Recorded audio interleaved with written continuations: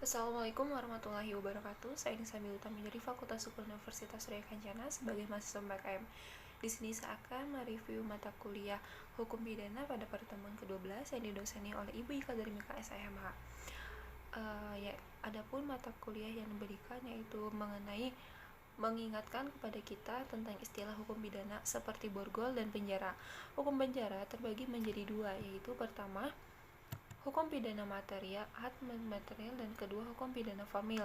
Terdapat banyak sekali istilah hukum pidana, namun salah satunya yaitu istilah yang berasal dari bahasa Belanda yang menurut buku ini pengertian hukum pidana yaitu hukum di suatu negara yang menjadi dasar ada salah satunya untuk menentukan perbuatan apa saja yang baik dari manusia atau korporasi sebagai suatu tindakan yang melanggar larangan atau perintah dan yang pelakunya diancam pidana dalam hukum pidana yang diancam pidana.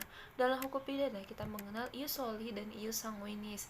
Hukum pidana dalam Mantius itu adalah pengertian objektif dari pidana. Menurut hukum pidana mencakup hal-hal antara lain yang pertama perintah dan larangan yang diatur dalam undang-undang baru, yang kedua ketentuan-ketentuan yang menentukan terhadap pelanggaran norma-norma itu, sedangkan ius puniendi yaitu hak untuk memilih dana oleh negara yang dijalankan organ-organnya untuk menghubungkan ancaman pidana pada perbuatan-perbuatan tertentu. Fungsi hukum pidana menurut Michael Elgin, fungsi hukum pidana utamanya untuk mengatur parameter di mana sistem peradilan pidana beroperasi. Pertamanya untuk membatasi pelaksanaan tugas dan alat-alat negara yang tergabung dalam sistem peradilan pidana dalam melaksanakan kewenangannya.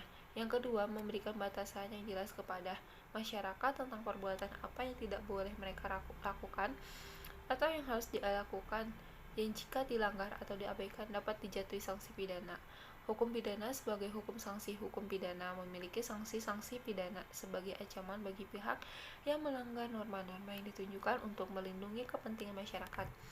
Misalnya, dalam hal melindungi kepentingan atas hak harta kekayaan atau harta bendanya, seperti larangan menipu, larangan mencuri, dan larangan penggelapan dan lain sebagainya. Terima kasih. Wassalamualaikum warahmatullahi wabarakatuh.